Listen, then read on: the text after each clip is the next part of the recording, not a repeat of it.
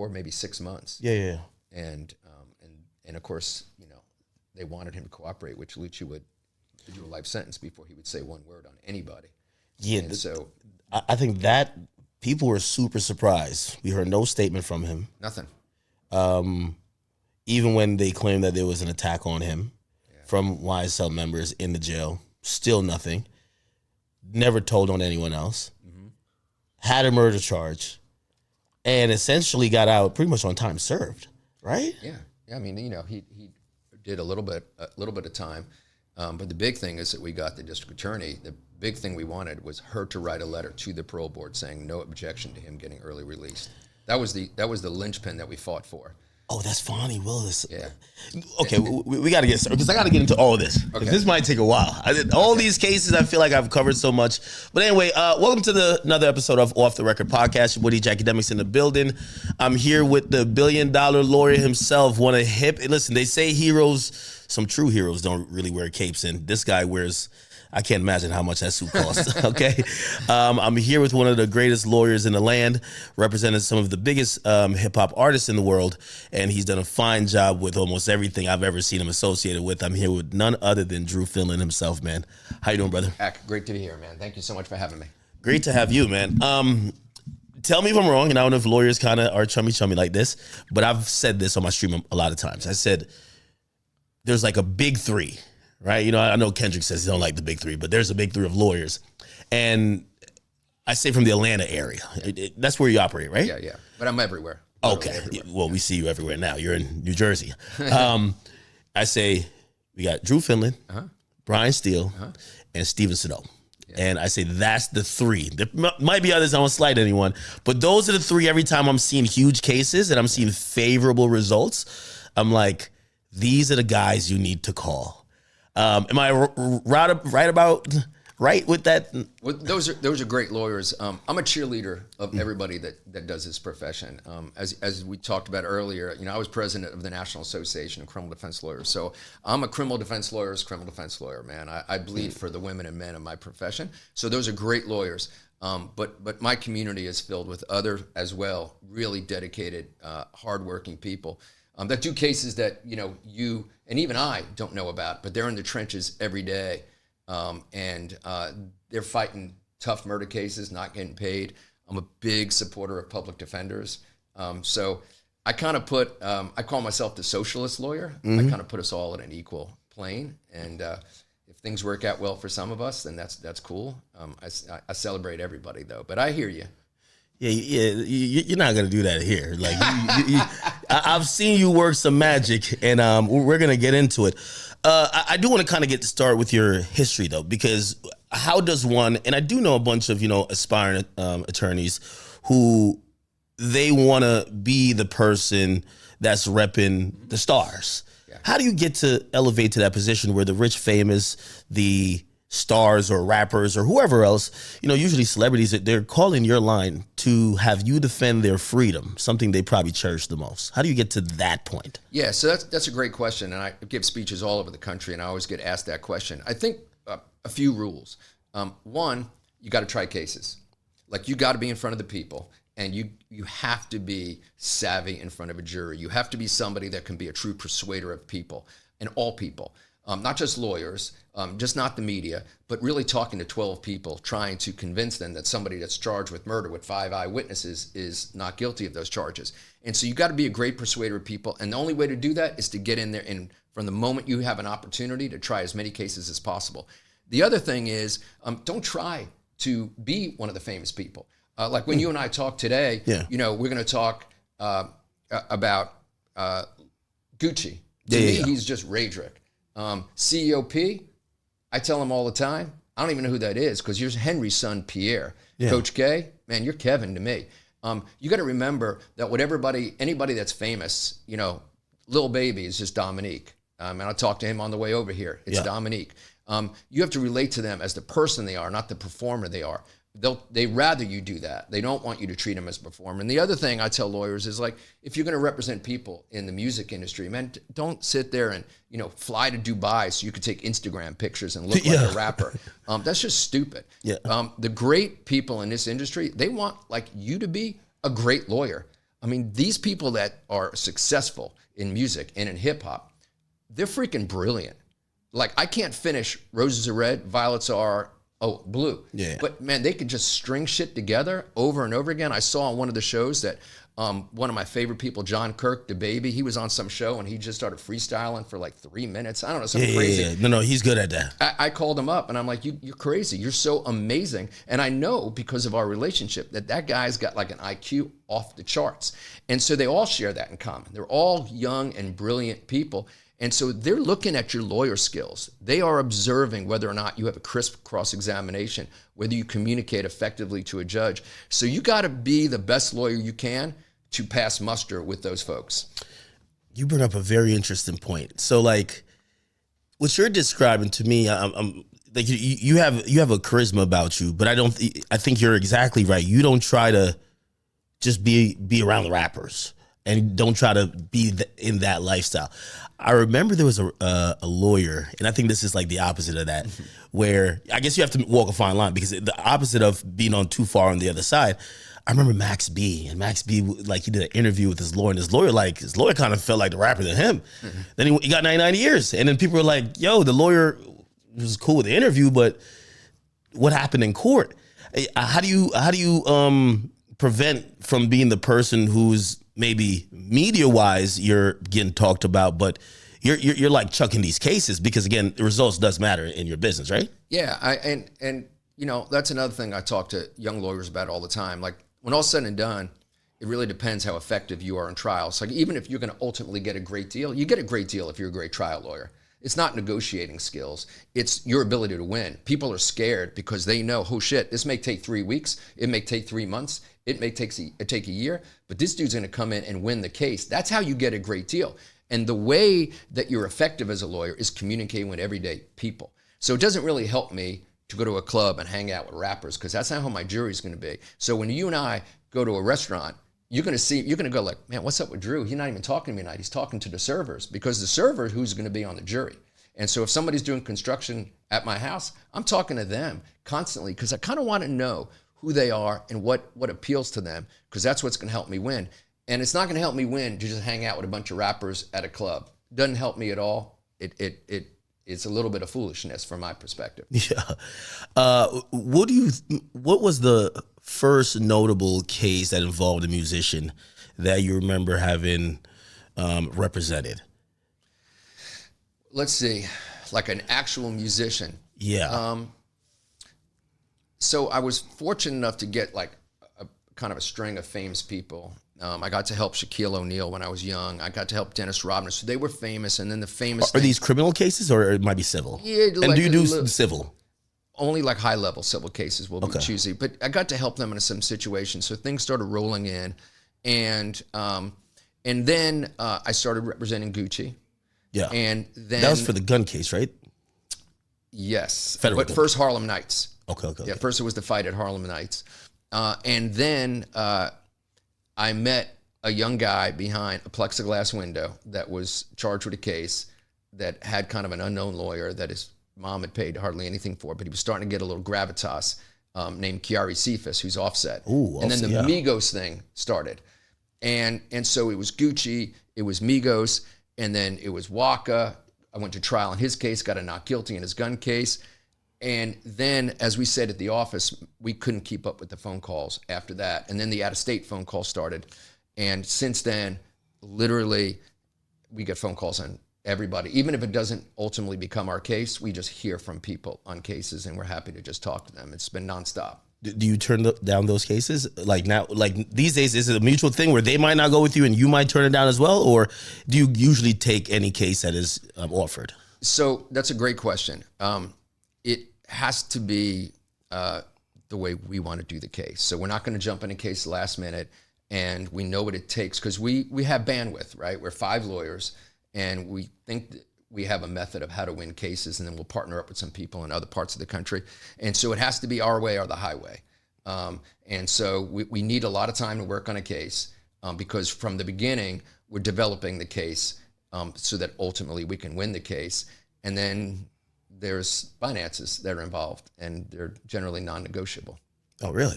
Yeah. I've heard lightly about that. I definitely want to prowl a little bit into that. But for example, let's stick with, you made a very important point. And by the way, of course, for everybody watching, we're going to get into some of the names of who's represented. Of course, also Durk, who is currently in federal custody, which a lot of people are interested in that case. But for example, if it was a situation like we just seen recently in Diddy's case, Brian Steele just got added as a co-counsel, and he's kind of added like pretty much 2 weeks or 3 weeks before trial. Could you work with a situation like that? Because again, that doesn't seem as Brian Steele is obviously, we just seen what he did, but we don't know if he's going to run the show. It looks like they probably already had like some plan already in motion. What would you have done in that situation if they asked you? Well, I know a lot about that case. We'll just leave it at that. They hollered at you. Yeah. Well, Diddy got the money now. Come on now. Come on. Yeah, I don't kiss and tell. But I know a lot about that situation and that case from way back. And we all do things differently. And so I like to get a case in the beginning, in the inception, and influence the trajectory of the case. And as you know, because I admire your knowledge that you've gathered, which is better than probably 90% of the lawyers I know. You know that from the beginning, you want to influence your type of motions that you want to file, because your motions are dictating like the direction you're going to take with the case. So for example, you see a motion in limine. A motion in limine to me is like when you buy a game for your kids and it gives you the instructions on the rules of what you can and can't do. That's what a motion in limine is. So I want to influence from the beginning the rules that I want to apply to the case, because I know that vision I have for 9 months or a year down the road. And so for me personally, it's really tough to get in a case at the end. Plus, there's just so many reservations at my restaurant, my practice. And so it's difficult for us to just jump into something because we're booked up. We're booked up for a while. And usually if you get a case, like somebody calls me right now, the case may not go to trial for a year or two. So it would be difficult. But if I'm going to do a case, it's going to be the way that I want to do it, and it's going to be the team that I assemble. Although I will tell you that I think Mark Agnifilo, Tenny Garagos are great people, and they're super dedicated, man. They have given their life to the case. Literally, they've given their life to the case. Yeah, I'm interested to see how that turns out. I always wanted to ask this, and I'm guessing a lot of people watching are probably thinking the same question. And we got to hear it from a top tier criminal legal expert out there.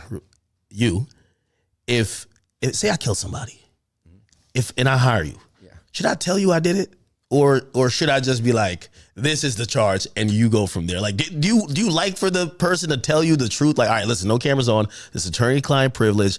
Did you shoot him? Like, because you might be able to use that knowledge to form a defense, or do you like to just operate with what's charged and what's the evidence and figure out how you could deconstruct that? Yeah, so that's a great question, and get it asked all the time. And it really doesn't play that way. Like, no one comes in and they'll say like, hey man, I just wasted a dude, but let's say I didn't do it. There's usually what I call black and white cases and then gray cases. A black and white case is like, hey man, I want to hire you for this murder case, but I got to tell you, I was 75 miles away at the time and I have 7 witnesses to say it. Tried those cases, okay? Then there's the gray cases where they come in and they're like, hey Drew, I wasted that dude. I mean, I shot him and I shot him good, but you know why I shot him? Because that dude threw 3 punches at me and then reached in his pocket and I knew he was going to pull out a knife or a gun. That's a great case. And so someone under those circumstances is going to tell you that they did it, but affirmatively that their defense is, but here's the reason why they did it. So I personally never had anybody come in and do the whole, like, I did it, but let's come up with some bullshit story. Oh, and then be like, I crashed out. I just crashed out. Yeah. No, normally it's a self-defense case when someone comes in and they tell you you did, or I've done the accident cases where, I did it, but it was an accident. Let me explain to you, the gun went off on accident, that kind of thing. So they'll say they did it, but there'll be an explanation. And that kind of goes to other cases as well, like a fraud case. I did it, but my accountant said it was the correct thing to do. Are there ever cases where you look at the allegations and you're like, I want no parts of that? In terms of, it could be just heinous acts that the person's accused of. It could be child molestation, it could be sex trafficking, whatever it could be. But you're like, you know what? This might end up being some high profile stuff. This could be a reputation hit. If I'm the person defending you, and especially the evidence is kind of seems already super compelling and overwhelming. Yeah, I don't want to touch this. Do you make those decisions? Yeah. So I always say that we don't turn away a case because of the nature of the charge. Just like we don't turn away a case because of the race of the person or the ethnicity or the sexual orientation of them. In like fashion, we don't look at the charge because I think that's the downfall of our profession. Respectfully to people, I mean, like I said in the beginning, man, I'm a criminal defense lawyer. I support my sisters and brothers that do this all over the country and stand with them in all their cases, whether they're public defenders or doing high profile work. I just think the system topples when we turn down cases.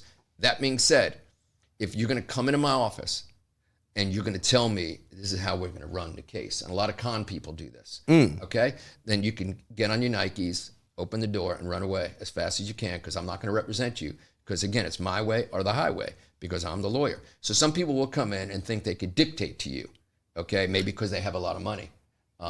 And when that happens, I don't want to mess with it. They can leave. That's interesting. It kind of reminds me of what reportedly, or actually she put out via letter, Sean Hawley said about Tory Lanez. She basically said, hey, I advised him that going to court with this strategy is a losing strategy and that we should potentially consider a plea deal. And obviously Tory's like, fuck out of here. Like, yo, I got the money. We're going to trial. She stepped down. If you and a client have a disagreement about whether you should either take it to trial or consider a plea deal, or maybe even a method of how it should go to trial. Like, for example, I think in that situation, they were exploring the option of Tory being on the stand, and they ran some mock things, and they're like, yeah, this is not going to work. And Tory was like, no, let's do it. And now you're getting paid still. Yeah. But do you ethically step down, or you say, well, as long as the funds keep coming in, because you say that's non-negotiable. Do you try their way and be like, as long as you know this is on you, buddy? Yeah. Well, how do you do it? So let's start with this. Sean's a close friend of mine, but I don't even know about this. We don't talk about stuff like that. I literally don't know anything about that case because I'm so busy with my own cases. Yeah. And so literally I haven't even had this conversation with her. But if the client wants to go to trial, let's crank it up. I mean, why else do this? I love trying cases. That's like, why did I do this in the first place? I didn't do this stand at a podium and enter a plea. Yeah. That's boring as shit. Cranking it up. You kidding? It's like you can't even describe the high of being in trial. It is the coolest thing in the world. Really? Like when I talk to other trial lawyers, even like civil lawyers that do what I do. I was in Houston with the lawyers. We filed that massive lawsuit in the death of Takeoff. Yeah. And it's the greatest civil team in the country. This just bang up, Hall of Fame lawyers. By the way, how is that going? It's going good. Update on that. Yeah, we're in the deposition stage. Okay. And we love his mom and Takeoff, may he rest in peace. Just one of the greatest guys of all time. Speaking about that, so on the criminal side, it feels like things kind of hit a roadblock, or it seems really slow. They did charge a guy, but he's out on bond. We're hearing, I think some of this is misinformation, that the charges aren't really going to go anywhere. The civil pursuit, and in most civil pursuits that have a criminal charge associated with it, you guys are constantly looking over the other side to say, okay, so what's going on with that? That would help us in proving some negligence and proving whatever to get whatever damages and punitive damages we need. Has that been difficult with the Takeoff situation? No, we're not because we've not named any individuals. We only named corporate entities, so we don't really care what's happening in the criminal case. Oh, no individuals have been named by our team. That's separate. We just named the corporate entities, the mall? real estate entities, exactly. And there was a store there. Okay. Yes, there's security or lack thereof. So we really have nothing to do with that. That being said, I love his family so much that we do keep track of what's going on, just so I can, kind of interpret for the family what's going on, particularly his wonderful mom. But in terms of the civil case, there's no connection.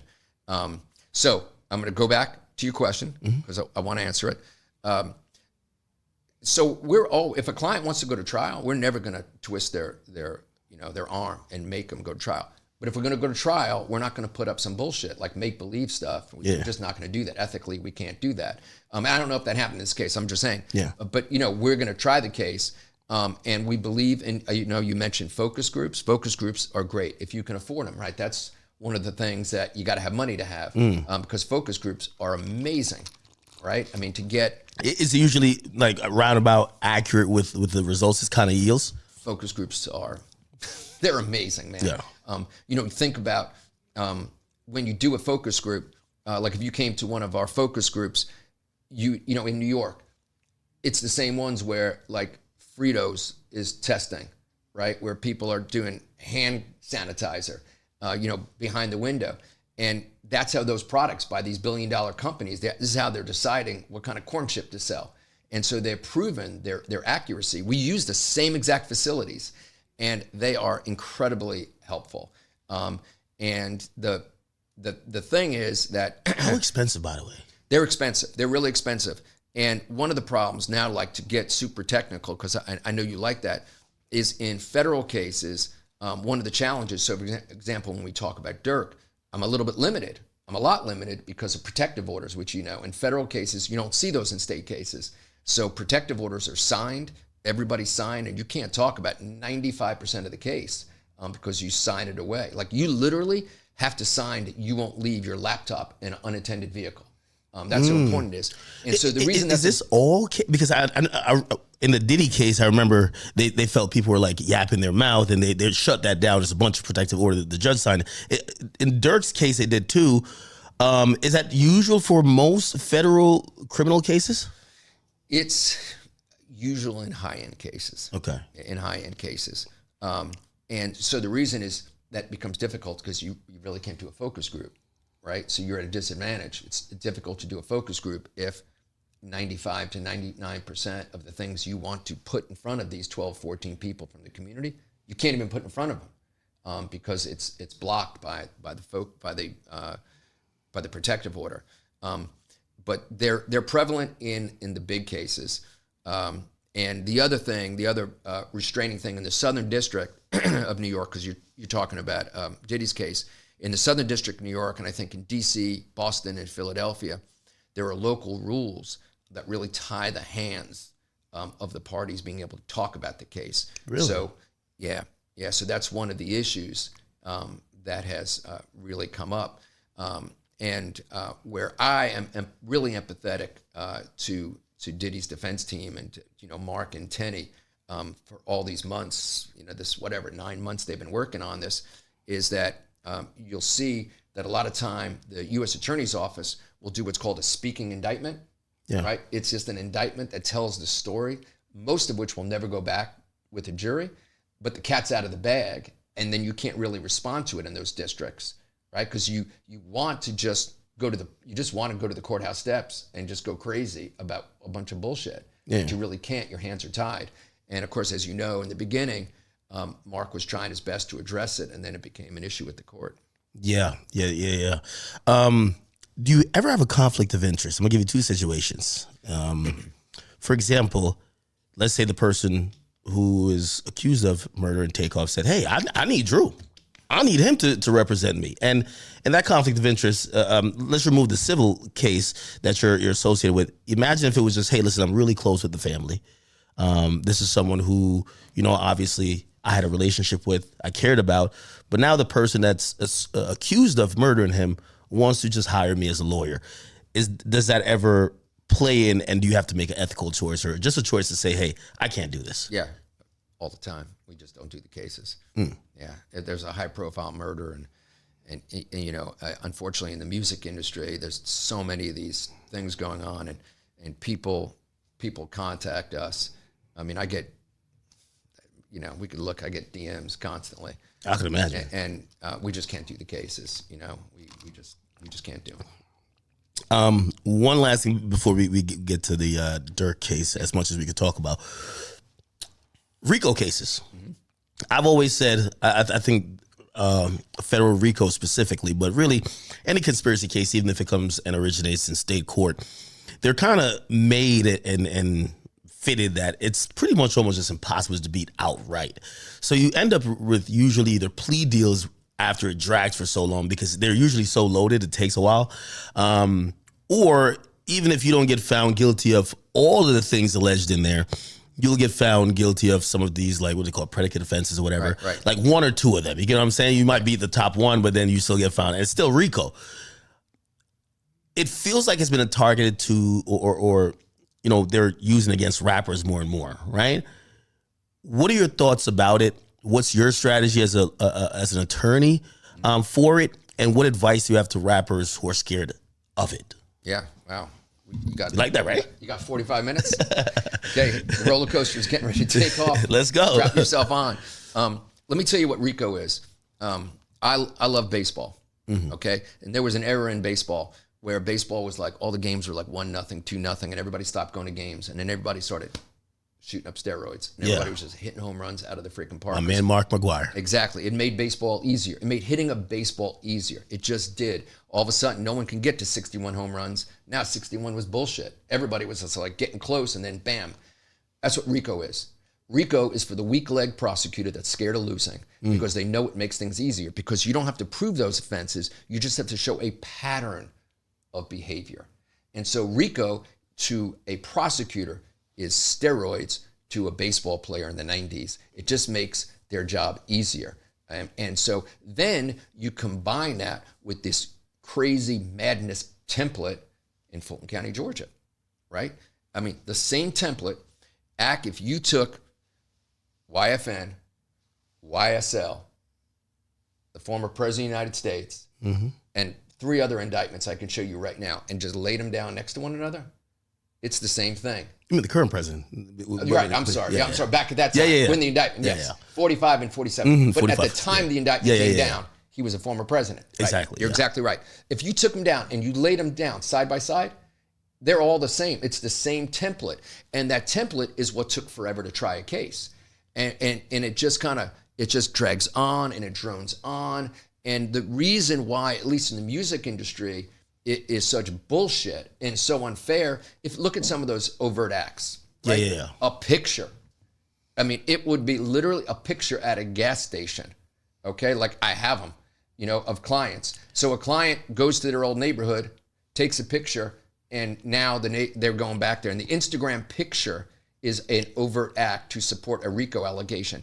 And so these predicate acts are what take so long, and why you have these cases that take 6 months, 9 months, a year to try. That's the interesting thing. And I read a whole bunch on it, but I watched a bunch of YouTube videos. The overt acts, which I think this is such a clever way, and you're right, this definitely helps the prosecutor. So the overt acts aren't even crimes themselves. It's like, well, the reason why he went to the store is because he was getting a supply for the crime, right? Going to the store isn't a crime, but if you claim it's a conspiracy, going to the store to get the items for the crime, it's an overt act.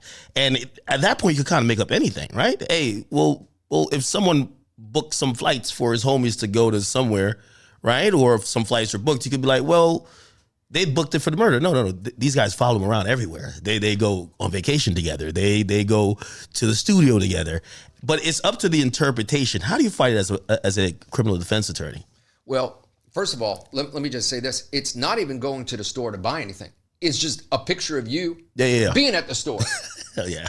You're at the store that's in a neighborhood that you shouldn't be in, because apparently a prosecutor that's sitting in their office has decided that act can't be in that neighborhood. And so they make it an overt act. And what you got to do is you got to take it on, and you got to take it head on. And you have to, that's why, to be in these cases in the very, very beginning is so important, because you have to go after all that, and you have to tell whatever judge you're in front of, like, look, we need to take the scalpel to these cases. And then what they'll do, and this is what Fulton County did, is they'll just list 500 witnesses. 80 to 90% of them, they never even interviewed. Hey, I was watching the case, and they played one of my videos, and the prosecutor said, according to the DJ Akademiks video, and then the judge said, well, we're not going to use this unless you can get DJ Akademiks in here. And the prosecutor was mulling it over, and I'm thinking, what the hell? No one's ever contacted me about this. You guys are using bloggers. This is crazy, right? Yeah, you're exactly right. And so we look at some of these cases, and because we represent so many of these people, I'll call them up and I'll call up somebody famous and go, "You're on a witness list? Like, what are you talking about?"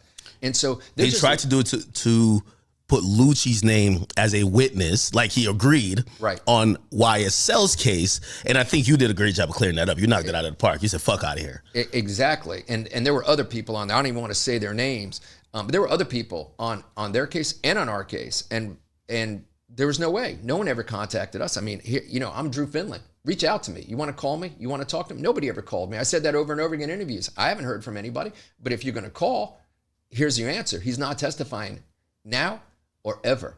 But that's what they do. And it just takes up so much time. And where we fortunately went second in YFN, and where our judge started, because, we were battling this judge for 3 years, keeping Lucci in, where our judge started seeing the light during those first 3 weeks is in these rulings he was making, he started seeing the light. And I would constantly tell him, even though he had a bunch of lawyers, I would constantly say, "Judge, look what's going on downstairs." Because you guys are in the same building, right? Same building. Wow. Do we want that? And then it became really clear. They went through 3 God judges. Thank you, brother. Yeah. It became really clear to our judge. Our judge started making these rulings, and then it looked like things were going to go in a really different direction. So you just have to attack all that crap that's in that template. It's the same template. But the other thing that's really unfair about it is how many lawyers can give up that much of their life to try these cases. And they lose all of them. All these cases fall apart. Where's one that, the case that involved the election in 2020, that had an expiration date on that case. That case was never going to go anywhere the way it was drafted. Zero chance. It was never going to go anywhere. It was just going to die, which it has basically died. The YSL case, just dragged on and on. By the way, the election interference case, especially after they started the probe into Fani and the special prosecutor, I thought Fani was done, but then I realized the demographic down there because she got reelected again. Is she done with? Is she done with these RICO charges against these large groups? I think she learned her lesson, right? Like, you went at the president, that was embarrassing. Yeah. You went at YSL, you wasted so much of taxpayer dollars, right? And also you wasted the resources of these guys, but you're wasting taxpayer dollars. Lost that. Got no significant or substantial convictions with YFN. What's the point? You're wasting money, right? No, totally, and they need to come to an end. And hopefully they have come to an end. Because, if you go back to 2022, my office is in Fulton County. I live in Fulton County. I love Fulton County. One of my kids is a public defender in Fulton County. One of my attorneys was a public defender, who's my son, is what our office. So in 2022, if you look at what happened when these cases were all kind of, hitting 100 miles an hour, the jail population surged to 3 times its limit. It fit, like 1,150 people. I think we got 3,400. I think in 2022, 24 people died. I think 8 or 9 of them were from murders. And it's not the sheriff's fault. The sheriff can't move cases. But when the district attorney's office has taken their eye off the ball, when the district attorney's office is pouring resources into these multiple ridiculous RICO cases that ultimately all fall apart, they all fall apart. And then you're doing this other case regarding the election, all your attention is focused on other things, and your other cases are just not moving. And then you have tragedy. And tragedy is overpopulation in a jail, where irrespective of the fact that these people are charged with crimes, these people that are in this jail deserve to not be bunked up twice as much, sleeping on floors, sleeping on mattresses on the floor. That's just bullshit. That's just unfair. That's everything un-American was taking place. So the lesson, as you said, needs to be learned. Stop all that garbage. Focus on what you have in front of you. Learn from back in the old mob cases. Remember Pizza Connection and all those big mafia cases? The Department of Justice learned in the late 80s and 90s, you can't do 9-month or year trials. It doesn't work. If they learn their lesson, then little old Fulton County should take a look at what happened there and just go back to 2 and 3 week trials and not do the crap that they've been doing. Yeah. What advice would you give to the rappers who are, I'm going to be honest with you, I've spoke to rappers in and around the Atlanta area, and they are definitely, and it's not an indication they're doing something wrong, but they don't want to get caught up in something, right? A lot of these guys come from oh, these are my crew, these are my friends. Yeah. Then they start making it a record label, and then it turns into something else. And then now people become a little bit concerned because they're like, hey, you know, for example, in the case with like, say, well, not the case, but the situation with Lil Baby, you have the police, I don't know if it was commissioner, but one of the police, probably lieutenants or something, they came out and they had a whole press conference. They said, hey, this guy, we're going to hold him accountable. He shouldn't have had that music video shoot in that neighborhood, right? And then subsequently, we hear just rumors that there might be another RICO coming.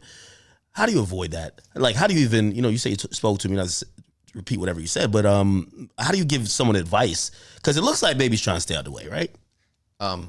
So Dominique Jones is such a fine young man. A Lil Baby, Dominique Jones. I mean, this is a guy that I talk to regularly. This is a guy that I care deeply about. I've known him from the beginning. A little information about him.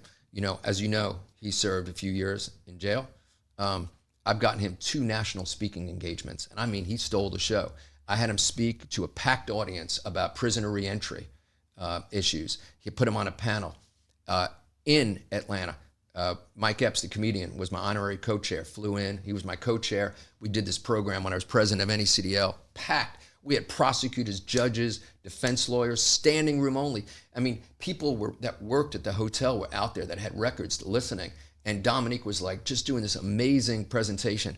Then after he did the bigger picture, right, which, as you know, was really thematically the story about post-George Floyd, I got him a national, it was virtual because it was in the height of COVID. I got him a national speaking engagement. I mean, he spoke to lawyers from coast to coast, from border to border. So the guy is amazing in his turnaround. So shame on anybody that throws shade at him. I mean, shame on them. They need to look in the mirror what they're doing with their fucking life, okay? Because I'm defensive of him, to be honest, because he's a good kid doing it the right way. Am I allowed to say that word? Of course, man. Yeah. And so that's first. Let's get that out of the way. But let me talk about that video shoot, man. See, this is the problem when people look into this music industry, why I am protective of these young men and women that I care about. Who thinks that an international superstar like Dominique Jones, Lil Baby, what did he show up at a shopping center with 2 iPhones and a buddy and said, hey, let's do a video? There were all corporate entities involved. It was a corporate transactional decision to do that. So some cop is going to sit there and get to podium and get a little publicity by ranting and raving without doing their homework. Do yourself a favor before you open your pie hole, okay? And do a little research. And then what you'd find out is that this is a professional video shoot in which major corporations are involved.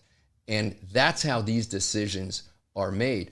The problem is for some reason in this musical genre, people just assume the worst. They don't realize that there are massive corporations that are involved. I mean, look at the record labels that we're talking about. Look how much money people are spending to buy them. You know the people I'm talking about. I mean, people that you and I know have made hundreds of millions of dollars selling their labels.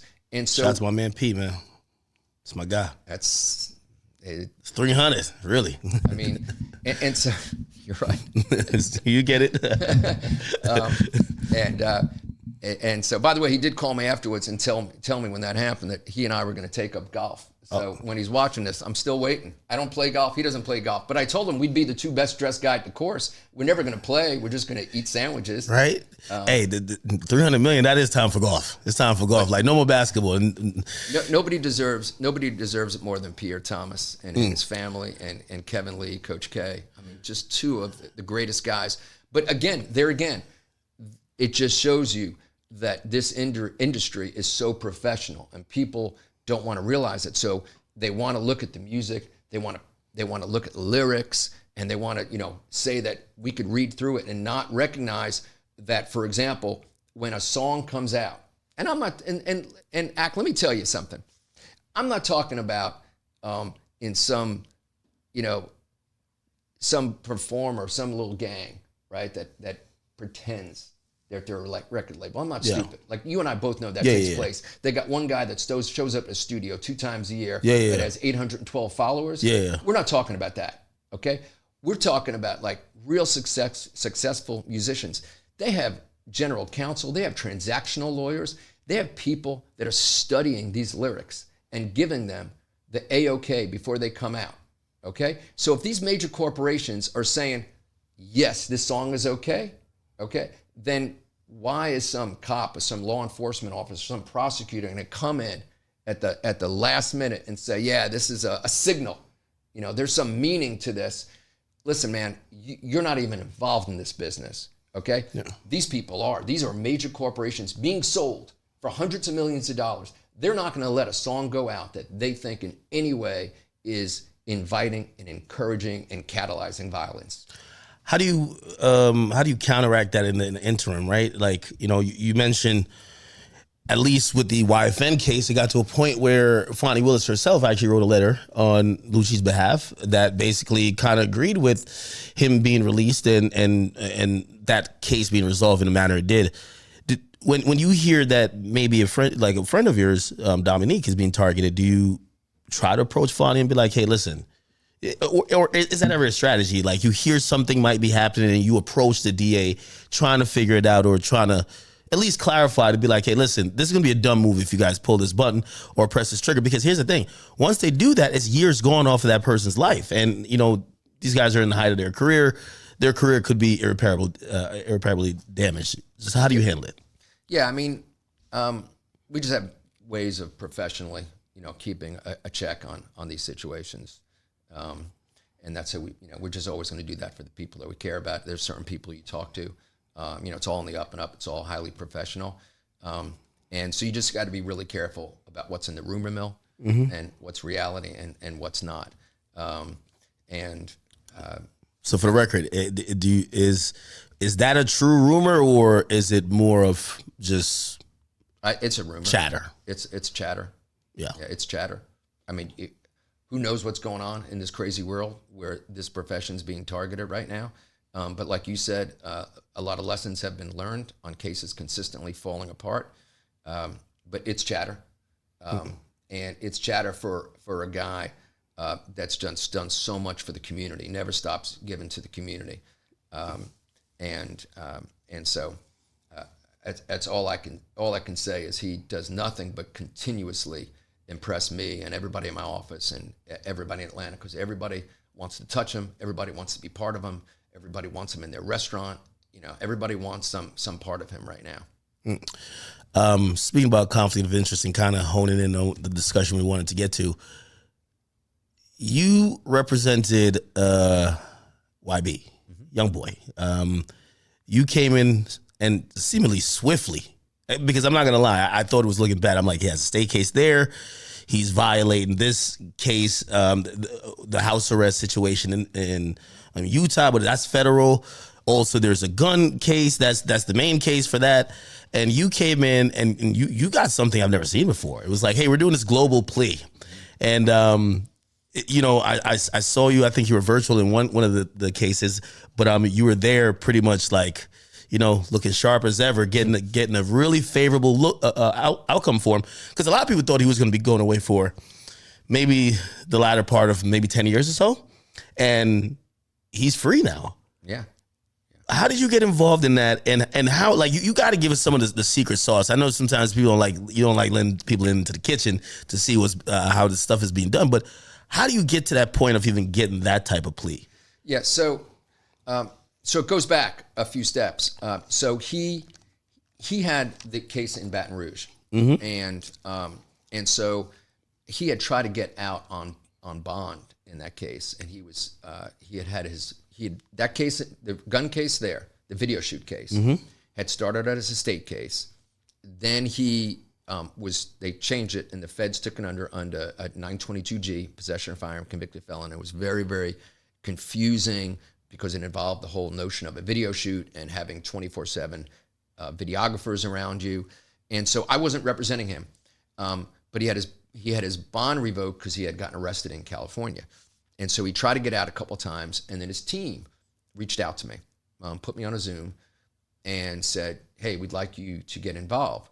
I did my due diligence, and I knew he had the same attorneys in Baton Rouge that he had since he was like 14 years old, and I knew that these folks really cared about him, like they really cared about him like he was their own child. It was like a very paternal relationship, and so I said, "I'll help but you can't get rid of these folks. I'm not poaching. Like these guys, they love him. And as long as they're in, I'll do that. I didn't really have a relationship with them, but that's what our due diligence dictated. And they were like, all fine. And so we took a different approach.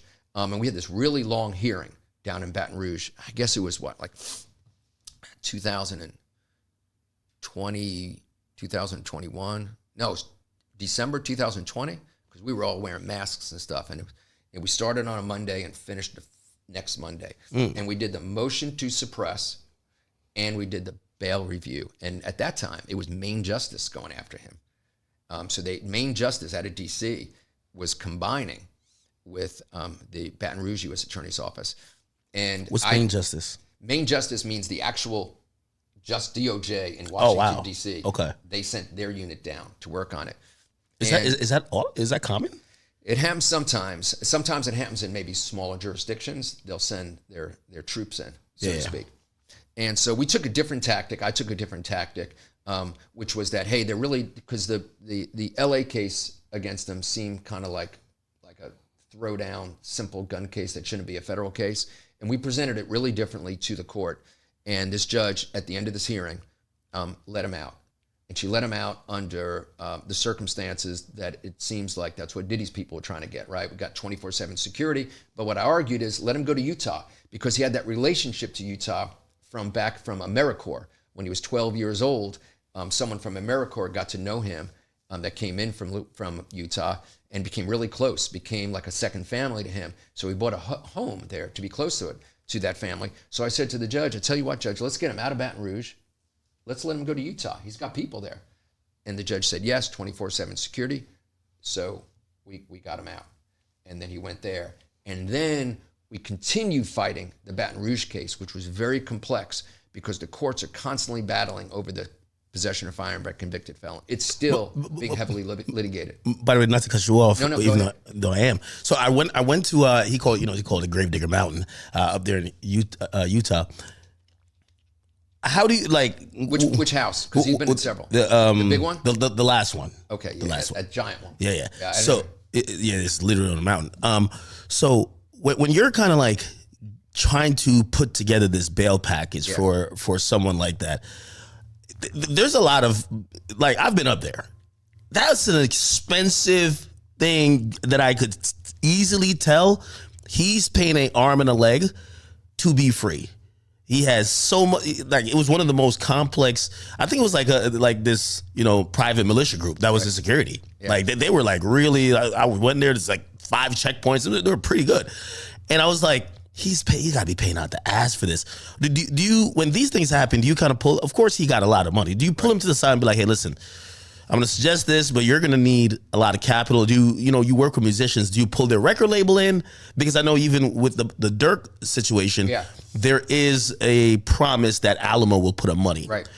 How does that negotiation happen? Do you facilitate it, or do you let the money stuff, the client and maybe their accountants figure out how they could kind of drum up whatever that you need to present? Yeah. So first, let me tell you, when I along with his team in Baton Rouge, when we got him out, it wasn't that house. It was the house he owned at the time, which was maybe 3,000 square feet, if not 2,500 square feet. It was very modest because at that time it was just a home to be close to this wonderful family that he treated as a second family, and they are like his second family. So when he moved afterwards, I didn't have anything to do with that. I should say I heard about that when I got hired on what you just talked about 10 minutes ago, which was the new case in Utah. So you didn't stay on for the whole thing? No, I did, but I didn't know that he was moving. I did my job, and then that was it. He got out, and then the motion to suppress issue just got tied up in the appellate courts. Him moving around was a whole separate issue. Well, what was the deal with that? Because I remember it felt like, and shout out to all the YoungBoy fan pages. I felt like he got good results, then the government appealed, right? Yes, you're exactly right. So we got most of the gun case thrown out by the district court judge. She wrote an amazing order, long order, threw it out. Then they appealed, but there was still life in the issue because of the appellate courts continuing to fight over, and it's still going on right now. The issue of the collateral consequence of gun possession. Like, should there be an across-the-board possession of firearm by convicted felon prohibition? And so there was still life in that issue. But we were also litigating the issue of the videographers and whose property the videos were, things like that, because the video of the gun. So we were just mounting in litigation. And then, so apparently he moves to the bigger house, and then I'll get to a second. Then the whole Utah case happens. But before we get to that, I don't get too deep into the weeds. Now, when we're putting a package together, I'll say, no, that's not a real security company. We need a real security company. We don't need friends. We need, a high-end security company. That house is kind of shaky. And so I'll do things like that. But I leave it to others to look for the resources. I'm not gonna do that. Okay. I'll just at the end say that looks good and that doesn't look good. So going to him, so eventually he picks up the other cases in Utah while he's on bond. And so when you get that call, are you like, fuck, bro? Like, whoa, like not something else. I was just, I was blown away. Yeah. But there's not time to kind of panic. So I assembled my team in Utah. Fortunately, I have people everywhere. And I put together the best team in Utah, the best. I mean, these guys, Jeremy Delacino, John Williams, these are all-star lawyers. And, we took one of our associates, who's my son, Zach Findling, and we just kind of convened, and we just kind of had a game plan. And eventually, that game plan was, let's get this Louisiana case out. Let's just get everything to Utah, because the Utah people, we were in constant conversation with them. And one of the things we talked about was the gun cases. Like, they were very well aware of the nuances of 922G, and they had a certain take on Kentrell Galling. I call him Kentrell. They had a certain take on him. And they really didn't look at him with the lens of that he was a gangbanger. They just didn't. They just didn't have that perception of him. They really looked at him as a young guy that kind of came out of the blue, made a lot of money quickly, and they just didn't have that horrible negative read. And so we kept on, and I kept on telling them. Also, by the way, was the view, because I know that's two different districts. Yeah. Did you guys look into whether that district maybe viewed that, because there's been so many appeals that surrounded that issue. Did you guys look to see if the district that Utah is in, they probably viewed it a little bit favorably? That could possibly, if the case was moved, he was never going to get looked at that favorably in Baton Rouge, Louisiana. Okay. I mean, he had history. Well, I was just talking about just the charge, that particular charge. He just we thought we had a really fair judge in Baton Rouge, a very fair judge. But we felt like if we can get everything in Utah, we can get things done, because I wanted him to have this life, and I didn't want it to be 10 years. And so we went back and forth and back and forth. And the whole goal was to recognize the weaknesses in their cases and the strengths of their cases, and reach a part of the negotiation that would give him the opportunity to get back to his family, to his children, and have a career. And honestly, career was the last thing, because he has these kids and he has his family, and I just wanted to get him back to his family, because I look at Kentrell as just this young guy that started so young, and so I just wanted to kind of deliver him to everybody, and that just stayed laser beam focus on getting him out and making it happen as quickly as possible. And it was literally like nonstop negotiation, and we reached this resolution. And then, of course, you probably noticed we got him another 93 days back, and that's really what got him out. I mean, even sooner, because everybody was shocked that all of a sudden he was out, because we had to do a little work, and we got him yet another 93 days. Look, I'll agree with you. It's got to be one of the greatest deals, the greatest negotiations that I've seen. I mean, we get phone calls from lawyers all over the country just going, what happened? How did that happen? He's been pretty lucky. He's been pretty, well, first of all, the other case, the one where while he was on bond for the Louisiana case, he caught the other case, which should have been state, but California picked it up as federal. He actually beat that one. He did. Which I think that's also, people hear about the feds being unbeatable, this and third. Anyway, now we get to the current big boy going on. Yeah. And I wonder if you felt conflicted because after just getting an amazing deal for YoungBoy, you are called to represent someone who he might not get along with too well. And we're talking about Durk Banks, okay? AKA Lil Durk. How did you get involved with that situation? And what was your first thoughts initially, just even seeing what he was being alleged to have done? Yeah. So I don't really look at anybody that likes and dislikes anybody. Like, I know people, I don't really spend a lot of time looking at DMs, but I know people are commenting, going, you got to pick one side. I don't pick one side. I'm a criminal defense attorney, man. Yeah. They try to have me pick because I'm cool with both guys. I was on the phone with Durk like yesterday, and of course, YoungBoy called me like 2 days before. So you know what I mean? Like, I'm the media, and I love both guys. And I don't even, literally does not even enter my mind space. I'm just fighting for everybody as they come to me. My office is Switzerland. I mean, we're a safe space. We're a neutral space. I mean, if you come to my office, you got to come when you're in Atlanta. I try to make it like a place that everybody enjoys coming to. Cool artwork. We support the local graffiti community. And I don't look at it like that. I don't pick anybody one side over the next. And here's the crazy thing. Not one client has ever said anything to me about representing anybody else. No, man, when all's said and done, nobody wants anybody to go to jail when they haven't done anything wrong.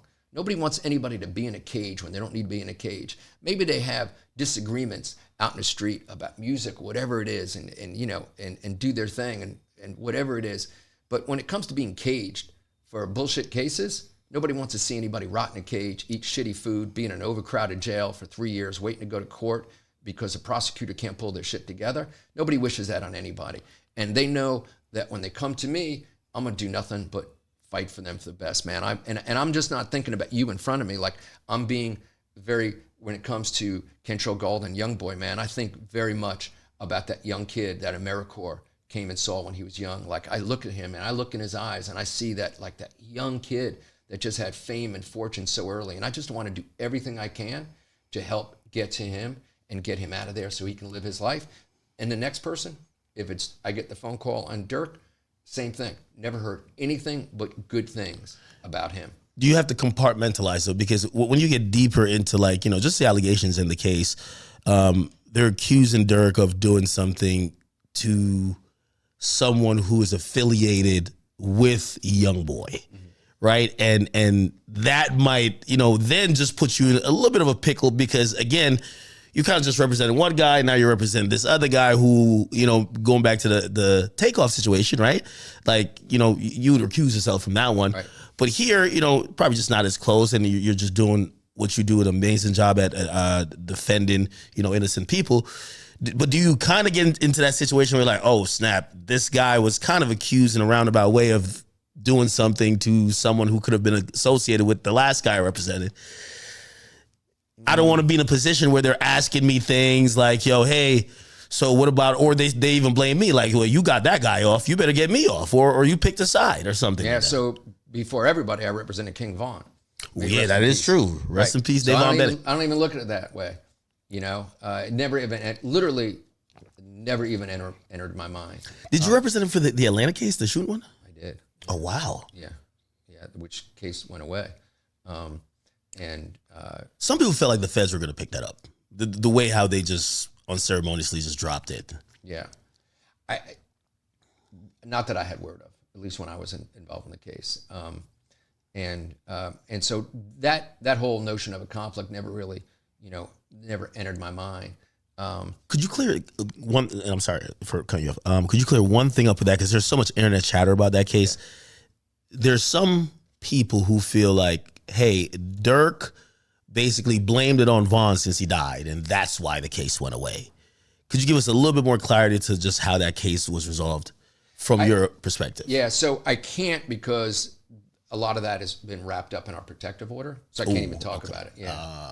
Not that it's part of the case, but it is in a segment of information that I'm prohibited from talking about. Okay, so now you get the call from Durk. this is a tough one. Yeah. I've seen the works of miracles. I think this might be partner Red Sea if you get it done. I'm a notorious pocket watcher, and I think this is the best time to do it. Can we get some? It doesn't have to be about this Durk situation, but what is the $1 billion lawyer calling if somebody says, "Yo, I've been hit with a RICO," or "Yo, they say I murdered someone," or "Hey, they say I'm up for some type of sex trafficking." Seeing that some of these guys are probably going to be willing to take it to trial, what figure do you normally kind of throw out there that they know that's where we're at? Right? Yeah. Man, I'm not going to answer that, but let me go ahead. I love the way. I set it up, right? Oh man, it was presented. I set it up too. God, it was presented beautifully. I heard $3 million though. I heard you got $3 million for 1 month of work before. That was presented very nicely, man. No comment on that one either. So New York Times put that out. So let me say this. One of the things that's unique about our office is, as you know, most criminal defense attorneys is 1 or 2 people. I mean, we have a team of lawyers. 85% of people come in, they're using, there's so many cases going on. People come in and they want to use one of the other lawyers in the Findling law firm. I mean, they don't even meet with me because everybody else has established a great reputation.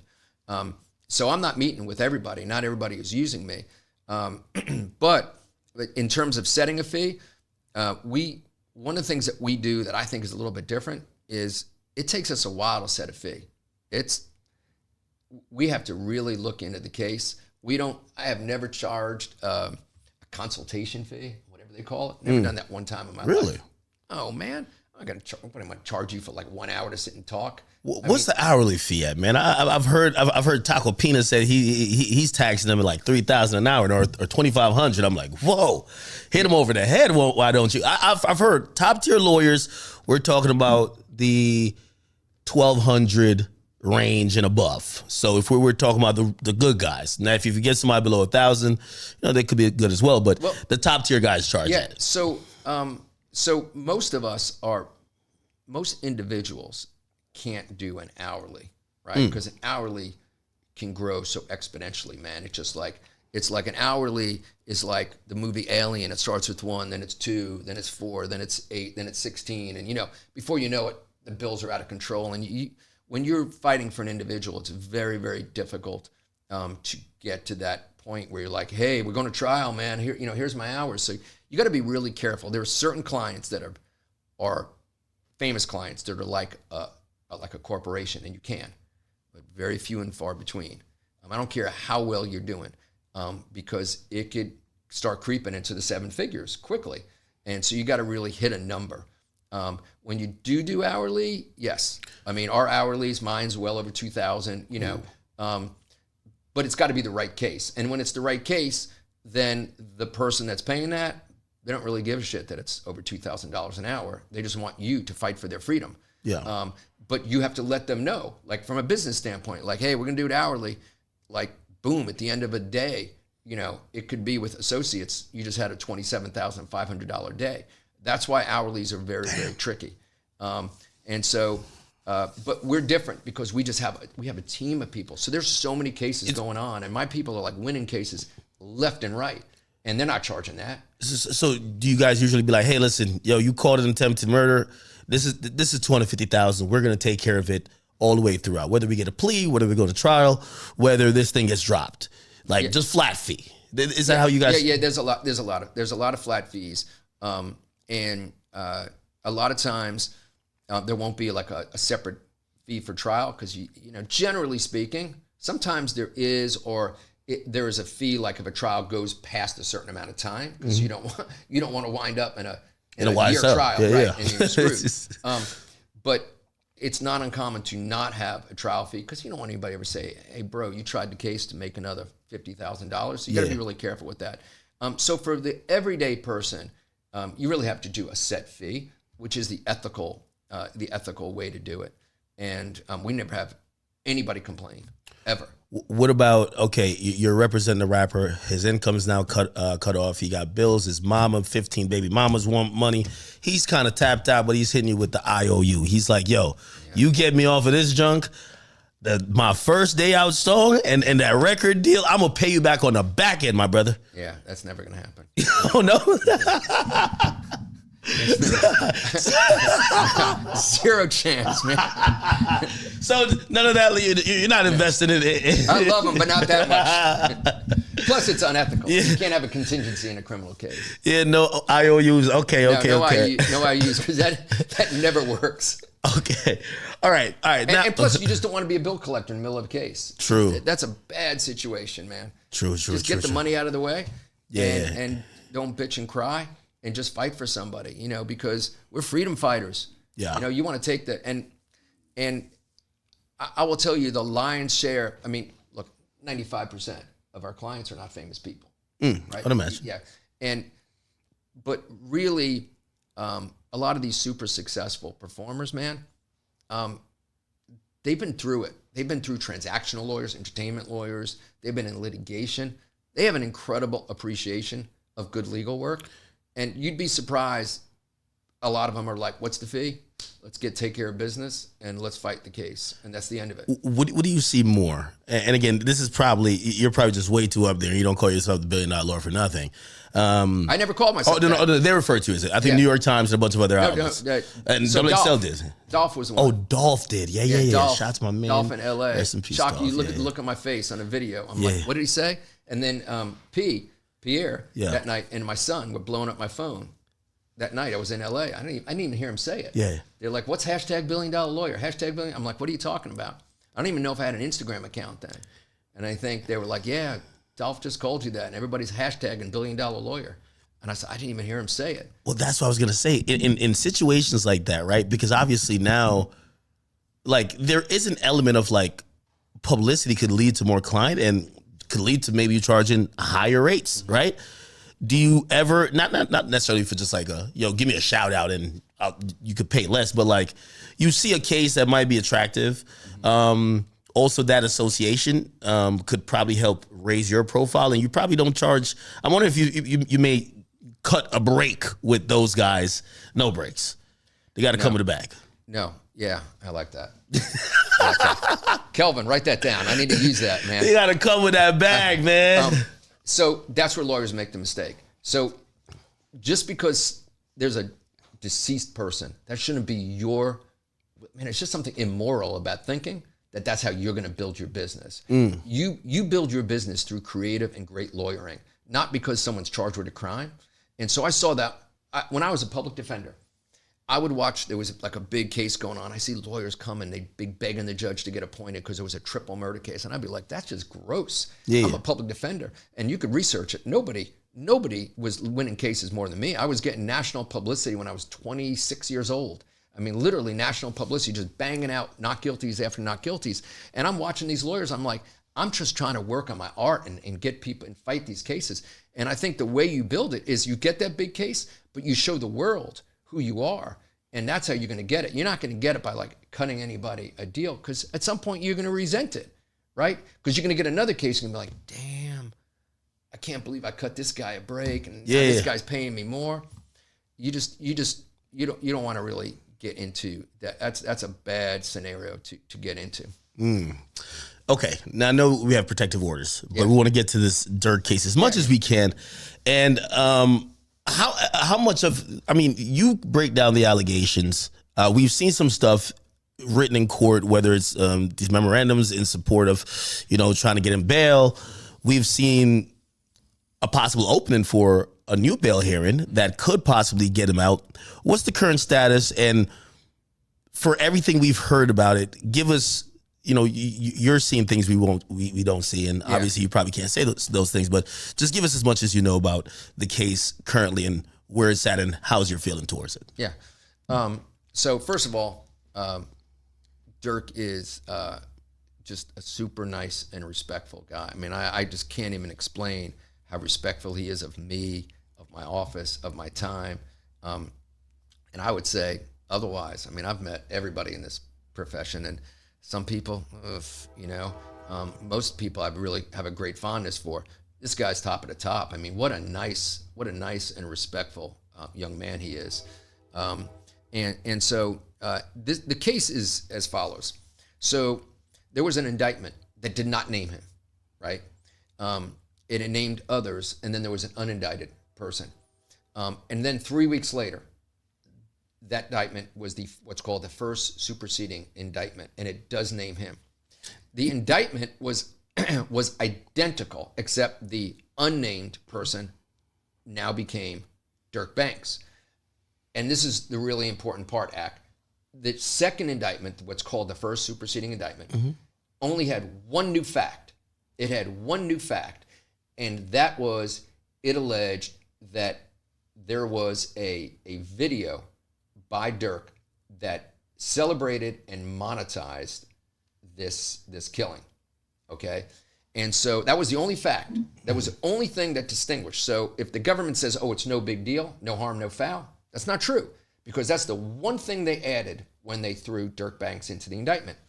And as soon as we got the indictment, we noticed, and we started hearing from people in the music world. People are like, this doesn't really make sense. That song, those lyrics were done a long time before that. I mean, we were hearing it from all different directions. We were hearing it from studio people. We were hearing it from people that wear suits to work every day, executives. Exactly. Yep. And so we were like, we got to get to work here. We got to figure this out. And so at the detention hearing, okay, we had this first detention hearing in December of 24. We go to the court and we say, first, this issue of leaving the country, it was all presented incorrectly. He had a few flights, and these flights, you have the incomplete itineraries. The complete itineraries show he was going to Dubai, and they didn't show that to the court. Okay, so, and I know we want to get to that incomplete stuff, and we'll get to that, but so we kind of skipped out on the criminal complaint, right? So before we got to the second indictment, which is the first superseding, they arrested Durk on a criminal complaint. Correct. And they cited that they believe he was trying to flee the country. Correct. And it felt like it was an agent who just wrote up this thing, got judge approval, right, got him arrested, and they felt that he was trying to book multiple flights to different places. What was the truth behind that from what you understand? So thank you for context. So the criminal complaint did not have the complete itineraries. So we went to court and we were like, Judge, this was what was presented. Now here's the rest of the story. Here's the complete itinerary. And the complete itineraries weren't 3 different countries. Everything was going to be Dubai. They just didn't show you the last change. It was like, it was a flight Miami to Newark to, I can't remember, like say Rome. And then they didn't present the judge with the last part, okay, which was there to Dubai. Everything was going to Dubai, with the exception that everything was like row 52, middle seat. And respectfully, he's Lil Durk. He's internationally famous, and he just wasn't going to sit on the middle seat. Come on, right? 3 different, parts of the itinerary. And so that's when it was this private flight. So there was no trying to throw confusion and head fakes. There was just this attempt to book several flights. I do that. I mean, I'll try to make arrangements, and if I can't get the right flight, we'll try again. And so that was that. And that was completely corrected. Nobody even tried to say that was wrong, because we presented evidence that this was the complete itinerary. Was there, and I imagine the judge would probably ask this, or the prosecutor would probably suggest, did he have business in Dubai? What was the reason for him to go to Dubai? He has a history of going to Dubai. I mean, he just has a history of going to Dubai. I mean, I live in Atlanta, and you try getting a flight to Dubai on a Thursday. People go for 3 nights to Dubai. It is really big in the music industry.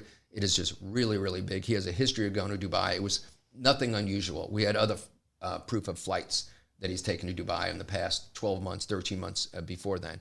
So it was nothing unusual about him going to Dubai. And there was nothing to indicate that he was ever going to go and never come back. I mean, he wasn't going to, as I said in court that day, let's see, his dad, Dante, gets out in 2019 and then goes into COVID. He wasn't going to leave the dad he waited a lifetime to be with. He wasn't going to leave his kids. He wasn't going to leave his career. He's Lil Durk. Okay? So Lil Durk is not going to run away and live the rest of his life in Dubai. That's just stupidity. Okay, that was never going to happen. Does Dubai have an extradition treaty with the United States? Because I guess people are wondering. Yeah, so there's some complexity to it. We believe there's ways to have gotten him back, and it's like super complex. But there was a pattern of going there. It wasn't like he was going to a country that he'd never been to before. There was just a pattern of going there. And so the probation officer met with him that day, looked at all the evidence, and the probation officer came back and said, we don't think he's literally a threat to leave. We think he's... Really? Probation officer met with him, looked at the evidence, and said, we think he's not a flight risk, okay? We do think, however, that, based on the charges, that the probation department said that he was a threat to the community or whatever, given the charges. But actually probation, different than the prosecutor and ultimately that magistrate, looked at the evidence and said, we don't think he's a flight risk. When you look at all the evidence, that's not the issue. Okay, so the ultimate issue is the case itself. And so that takes care of the flight. Now Yes. we're into this idea that he's involved in this superseding indictment, and they put this additional fact. Right. And this additional fact claims he's so brazen with what they call his bragging or braggadocious, speaking about the murder that they claim he was involved with, that he puts it on a song and depicts it and uses a news clip, correct? Correct. And so we raised that the song, we have an affidavit from one of the producers, and we present it to the court. We go, look, this was the proverbial smoking gun of the indictment. This is what distinguishes this case from the first indictment. This is the only new fact they put in. So they must think that this is a home run. But this is provably false. And if Ak or Drew or Kelvin goes into a grand jury and says something like that, we got to lawyer up because we've just said something that's untrue to a grand jury. And so our point is somebody went to the grand jury and said this, which is absolutely false. Is it proven that, again, I know it's listed in the superseding indictment, but the grand jury proceeding is supposed to be the secretive process that I'm pretty sure you don't even have the minutes or the transcript for it yet. Are you working off an assumption that it was presented to the grand jury since it's listed in the indictment, or are you trying to find that out still? Man, it's like we're working together here. Ready? I'm going to get to that. Perfect question. That's my segue. Okay. So the prosecution stands up and they're just kind of coming up with some ideas. They start talking about these words, and they come up with some stuff that we didn't really quite understand. And so a few weeks later, after he gets denied, I write them an email. And I said, hey, you made some reference to perhaps some videos or something. If you'd be kind enough to send them to me. And they send them to me that day. And this is you to the AUSA. To AUSA. And all they were just these fan edits. That's all they were, fan edits. And the disappointing part is I truly believe that these prosecutors or the FBI, whoever they work with, did not understand the concept of fan edits. Just like they didn't understand that you don't show up at a studio, okay, on a Sunday and put out a song on Monday, that it takes a half a year or a year, okay? Yeah. They clearly didn't understand the concept of fan edits. And so then we filed the motion to dismiss that I'm sure you read. And that was just filed last week, and that's going to take place on June 2nd. And in that, we now added the second producer, right? Because there's two producers. One for Babyface, right? Babyface, and he's just doing a feature, right? And so he's just throwing his stuff into, and we had to explain in the motion, we had to explain to the court, here's what a feature is, because nobody's done that. And I'm going to talk about that in a second. But what we say in the motion is, because it's a big ask, it's cool, you're asking that the case be dismissed, but you and I both know that's a big ask. Yeah. And so if you see the crescendo is, we want it dismissed, Judge, because you just can't go to a grand jury, even if it's negligence. You can't put something that throws shade on the rest of the case. Alternatively, we need the minutes from the grand jury so we can all see what happened. So great question, great point, and that's the end of the motion. The motion, which we'll argue June 2nd, is, Judge, we think the case be dismissed. If anybody else said something that was false, they'd be in a lot of trouble. But if you think that's too big of an ask, at least let's see what happened. Is June 2nd the oral argument for the motion to dismiss? Okay, the motion. Okay. Yeah. But also to try to compel the minutes as well, right? Correct. Or do you think you're going to get that before? Because that's going to be very. If you get it before, you get to walk in that court with like, hey, listen, it's right here. They presented it to these people to get an indictment. It's a lie. We've not gotten it. Okay, they're not going to be as. Yeah, we asked for it. We've not gotten it. It kind of looks like it's a little bit of egg on their face. Yeah, we want it. Well, if they're using fan edits, like that's crazy, right? Yeah, I mean I'm surprised. Because in their most recent filing, it seems like they're possibly throwing the towel on the accuracy of that part of the indictment. And so, but look, here's why it's a really important issue. You've obviously done a ton of cases. You're familiar with cases. If you were going to use seriology, toxicology, DNA, okay, accident reconstruction, anything that involves complexity in a case, the government, particularly the federal government, relies on experts. And you're right. You're right. I mean, people need to understand this is a federal case. I mean, we work hard on our state cases. But state cases, that's middle school basketball. We're now at the NBA, and we're at the highest level of the NBA right now. And so you'd expect that they would have sound engineers having analyzed this, right? You'd expect they'd have an expert coming in from some MBA program that studies music or whatever. I mean, that's out there to study this and give them some technology expert to have analyzed this. And apparently, that didn't take place. They didn't treat this like they would DNA. They didn't treat this like they would seriology or toxicology. Somebody just listened to some music and said, hey, this makes sense. Let's throw it in. And can I counter that? So what if the AUSA says, well, we're going to do that for the trial, but because bail is discretionary, we don't need to do all that right now. We just basically the lyrics of the song, he's kind of like, it kind of closely matches the story. Do you think that might be a good enough argument to maybe deny the motion, not only to dismiss, but also the motion for him to get bail? Here's why. Good devil's advocate, but here's why I don't think that's accurate. And the reason is because they went to a grand jury. Okay. And so you wouldn't go to a grand jury and say DNA proves that John Doe was at 101 Main Street on the day of this murder. You would go to a DNA expert, okay? You wouldn't say the blood splatter expert, just on your opinion, you'd have a blood splatter expert. And so they did this, and you would hope that there would be somebody that had advised them rather than just sitting around listening to music. But now falling back on some of the previous questions that you've asked, this is systemic when it comes to rap music, when it comes to hip hop, when it comes to these cases. This is no different than a cop sitting at a podium saying, you're a coward for doing a video at the shopping center, without going in the way before you do that and you damage somebody's reputation, to find out that corporate entities were involved in that decision-making process, right? Yeah. And so for some reason, when it comes to this group of people that are involved in rap music, hip hop music, people take shortcuts. And there's, if you look at our brief, if you look at the motion and brief that we filed, we cite a lot of articles that are written, right? Rap on Trial, some of the other articles that have been written.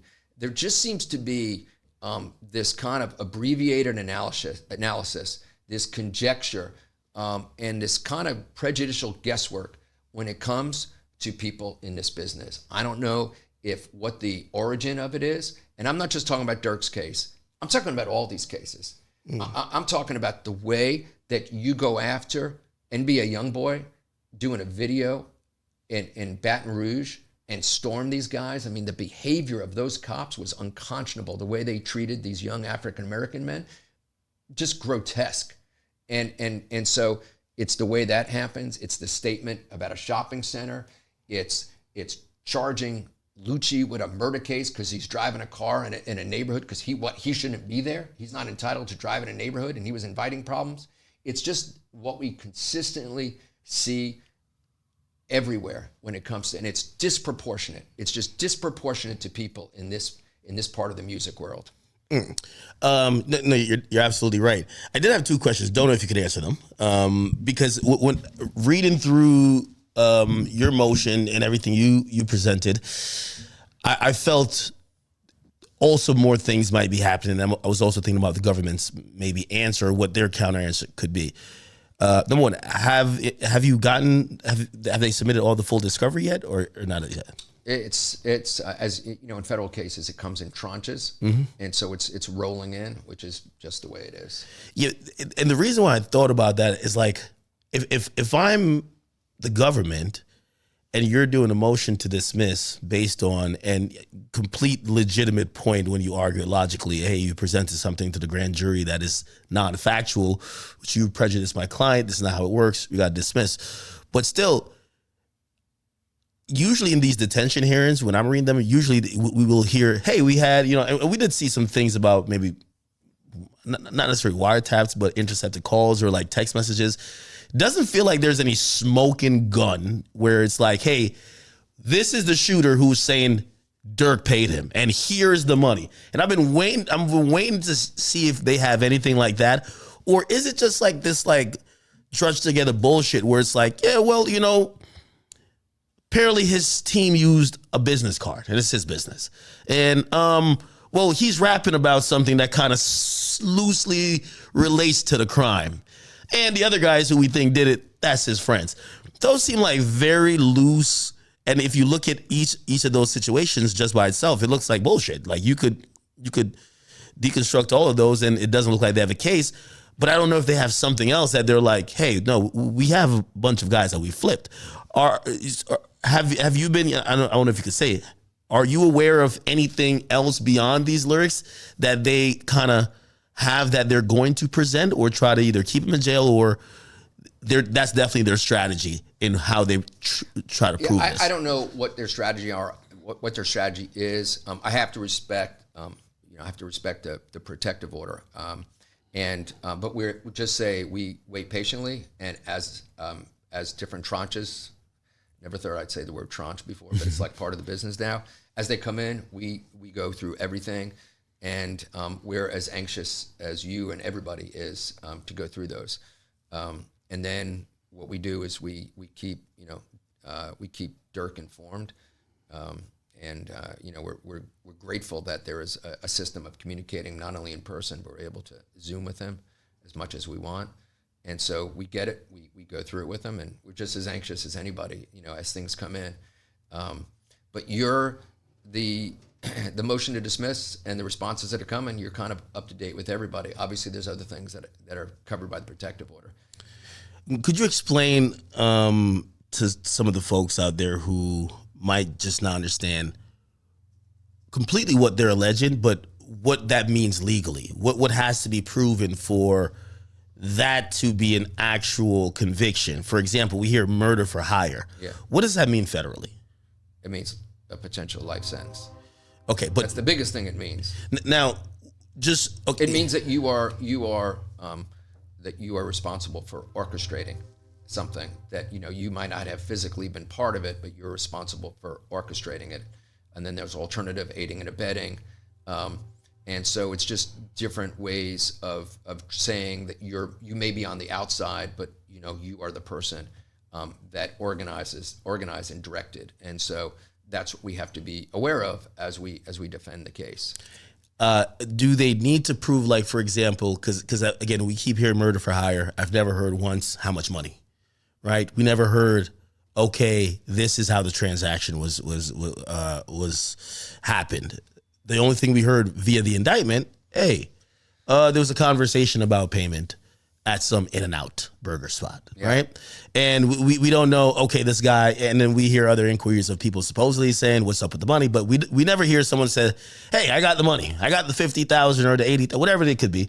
And I'm going to give you this. Durk sent it to me, wired it to me, or he cashed out it, whatever. Obviously wouldn't do that. But do they have to prove in a murder for hire that someone got paid? That is a very important part of their case. So you bring up a great point, because you look at these indictments that I call speaking indictments, where everything's just laid out. You're like, oh my God. And so really I'm kind of limited because of the protective order to what's in that indictment to a certain degree, right? This is a speaking indictment, but you're accurate. It speaks, but it leaves a lot blank. And I think that a jury would have expectations of the government being able to show that some of these elements have taken place. They're just not going to take the government's word for it. The government's going to have to show, there's going to have to be some evidence, not just an opinion, especially because most federal judges now in these speaking indictments, they do not send the indictments out for that exact reason. A lot of judges are of the opinion, I'm not sending it out, prove your case, and then we'll just tell them the elements of the charged offenses. But I'm not going to let you kind of get through the back door, what you didn't get in through the front door. Yeah, that's hopefully that happens more often. So, likelihood of a plea. I think a lot of people have seen like this seems like it's a do or die thing. This is kind of like it's going to be like a 1 or 0 type of situation. You're either are or you're not. Is Durk, from your understanding, or you as a lawyer right now, as his criminal attorney, are you open to possible conversations about plea deals? Are you thinking, no, we're going all the way? Would you entertain it, just entertain it, because that's your job to listen to it and maybe present it to Durk, or that's just off the table? It's a conspiracy to commit murder case. It's an all or nothing case, and he did not participate in a conspiracy to commit murder. And so there is no alternative. It's a life sentence, potential life sentence. So this case is going to go to 12 people. What's the timeline on that looking like? I've seen a lot of people when it came to I'm even surprised that the judge said no to a continuation for Diddy's case, and they're like, May 5th, you guys are picking a jury. That would mean that within a year, and obviously the federal courts move way faster than bogged down state courts.